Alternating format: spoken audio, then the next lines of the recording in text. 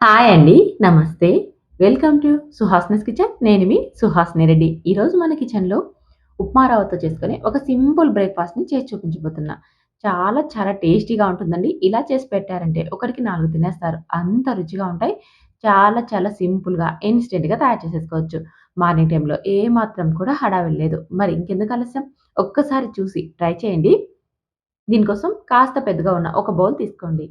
అందులోకి ఒక కప్పు ఉప్మా రవ్వని, అదేనండి గోధుమ రవ్వ అంటాం, బన్సీ రవ్వ, లావు రవ్వ ఇలా పిలుస్తాం కదా! ఆ రవ్వని ఒక కప్పు తీసుకోండి.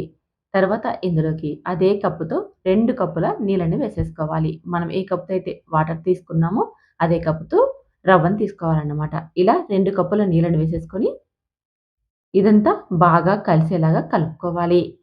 ఇందులోకి మనకి పెరుగు కూడా అవసరం లేదండి. వాటర్ ఉంటే చాలు. ఈ దోసలు మనం ఈజీగా వేసేసుకోవచ్చు. ఇలా నీళ్ళని వేసేసి ఇదంతా బాగా కలిసేలా కలిపి మూత పెట్టి 10 నిమిషాల పాటు పక్కన పెట్టుకోవాలి. 10 నిమిషాల తర్వాత చూపిస్తున్నాను చూడండి. ఇది వాటర్ అంతా కూడా అబ్జర్వ్ చేసుకుంది కదా! అందుకోసమని మనం 10 నిమిషాల పాటు పక్కన పెట్టేసేసుకోవాలి. ఒకవేళ కావాలంటే ఆలోపు మీరు ఇందులోకి చట్నీ లాంటివి ఏవైనా తయారు చేసేసుకోవచ్చు. 10 నిమిషాల తర్వాత ఇదంతా కూడా మిక్సీ బౌల్‌లోకి వేసేసుకోవాలి. ఇందులోకి మరి ఎక్స్‌ట్రా కూడా మనకి వాటర్ అవసరం పడవు. మనం తీసుకున్న 2 కప్పుల నీళ్ళే సరిపోతాయి. సాఫ్ట్‌గా గ్రైండ్ చేసేసుకోవాలి. వాటర్ అయితే వేయకండి.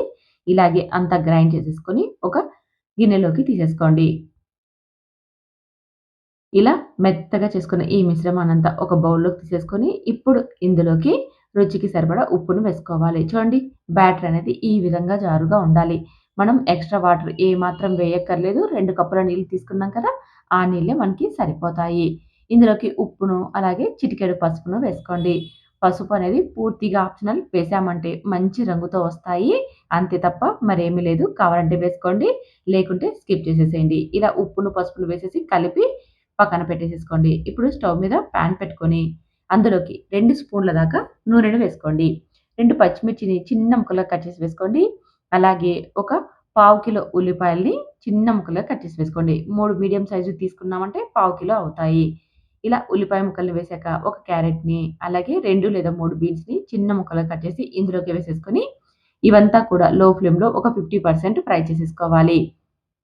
మనకి సగం దాకా ఉల్లిపాయలు వేగితే సరిపోతుందండి. పింక్ కలర్‌లోకి వచ్చాయంటే సగం వేగినట్టు. తర్వాత ఇందులోకి ఒక హాఫ్ టీ స్పూన్ దాకా చిల్లీ పౌడర్‌ని, అలాగే ఒక హాఫ్ టీ స్పూన్ గరం మసాలాని, ఒక పావు టీ స్పూన్ జీలకర్ర పొడిని, అలాగే ఇందులోకి రుచికి సరిపడా ఉప్పును వేసేసుకొని, ఈ మసాలానంతా కూడా లో ఫ్లేమ్‌లో ఒక 5 నిమిషాల పాటు వేయించుకోవాలి. హై ఫ్లేమ్‌లో పెట్టకండి.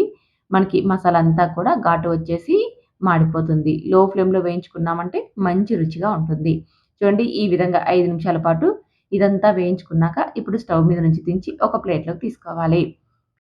మనం ఇప్పుడు ప్రిపేర్ చేసుకుంటున్న ఈ రవ్వ మసాలా దోసలోకి కొద్దిగా రైతానైతే ప్రిపేర్ చేస్తున్నానండి. మనం ప్రిపేర్ చేసుకున్న ఈ మసాలాతోనే ఈ రైతాను ప్రిపేర్ చేసేసుకోవచ్చు. చాలా చాలా టేస్టీగా ఉంటుంది. మంచి కాంబినేషన్. ఇప్పుడు మనం చేసుకునే బ్రేక్‌ఫాస్ట్‌లోకే కాకుండా మనం వెజిటబుల్స్ రైస్ కానీ, మసాలా రైస్ కానీ తయారు చేసుకుంటూ ఉంటాం కదండీ! అలాంటి రైస్‌లోకి కూడా ఇది మంచి కాంబినేషన్. చాలా చాలా టేస్టీగా ఉంటుంది.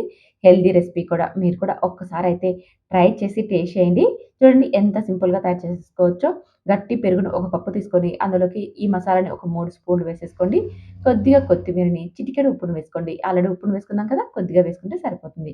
కలిపి సర్వ్ చేసేసుకోవడమే. చాలా చాలా రుచిగా ఉంటుందండి. చూడండి, ఈ మిగిలిన మసాలాని పక్కన పెట్టేసేసుకోండి.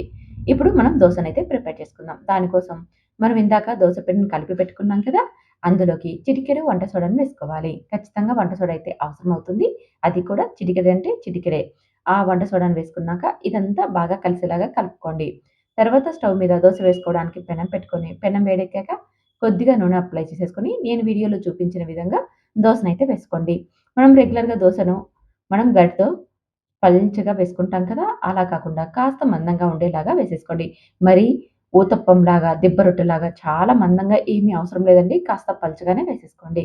తర్వాత మనం ఇందాక మసాలాను ప్రిపేర్ చేసి పెట్టుకున్నాం కదా! క్యారెట్, బీన్స్, అలాగే ఉల్లిపాయలు, ఆ మసాలానంతా కూడా దీనిపైన ఒక లేయర్‌లాగా స్ప్రెడ్ చేయండి. చూడండి, నేను వీడియోలో చూపించిన విధంగా. అలాగే కొద్దిగా కొత్తిమీరను కూడా వేసేసుకొని మూత పెట్టి 5 నిమిషాల పాటు లో ఫ్లేమ్‌లో ఫ్రై అవ్వనివ్వండి. 5 నిమిషాల తర్వాత మూత తీసి కొద్దిగా ఆయిల్‌ని అప్లై చేసేసుకొని మరో సైడ్‌కి టర్న్ చేసేసుకోవాలి. ఇక్కడ మనం మసాలాని ప్రిపేర్ చేసుకునేటప్పుడు కావాలంటే మీరు అందులోకి క్యాబేజీ తరుగును వేసుకోవచ్చు. కొద్దిగా మెంతి కూరను, ఆకుకూరలను కూడా యాడ్ చేయొచ్చు. అలా వేసుకోవడం వల్ల ఇంకా హెల్తీగా వస్తుంది ఈ బ్రేక్‌ఫాస్ట్. పిల్లలు కూడా ఇష్టంగా తింటారు. పెద్దలకి కూడా ఆరోగ్యానికి చాలా మంచిది. ఇలా వన్ సైడ్ కాలాక మరో సైడ్‌కి టర్న్ చేసేసి, మరొక సైడ్ కూడా మరొక 5 నిమిషాల పాటు లో ఫ్లేమ్‌లోనే ఫ్రై చేసి తీసేసుకోవడమే. ఎంత టేస్టీగా ఉంటుందంటే ఒకటికి 4 తినేస్తారు. అంత టేస్టీగా ఉంటుందండి. ఎందుకంటే ఇందులోకి మనం మసాలాని కూడా యాడ్ చేశాం కాబట్టి కాస్త స్పైసీగా, కాస్త స్వీట్‌గా ఎంతో టేస్టీగా ఉంటాయి. ఇందులోకి ఎలాంటి కర్రీ కూడా అవసరం లేదు. ఉత్తిగానే తినేయొచ్చు. పిల్లల లంచ్ బాక్స్‌లోకైనా లేదా మార్నింగ్ బ్రేక్‌ఫాస్ట్‌లోకైనా చాలా చాలా టేస్టీగా ఉంటాయండి. ఇందులోకి మనం పైన మసాలాను యాడ్ చేసాం కానీ, మసాలాతో పాటు వెజిటబుల్స్ కూడా ఉన్నాయి కాబట్టి, మన హెల్త్‌కి చాలా చాలా మంచిది. మరి మీరు కూడా ఒక్కసారి ఈ విధానంలో ట్రై చేస్తారు కదూ! ట్రై చేసి టేస్ట్ ఎలా వచ్చిందో కామెంట్ చేయండి.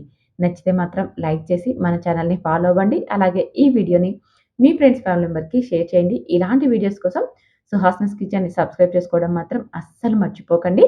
Thank you for watching.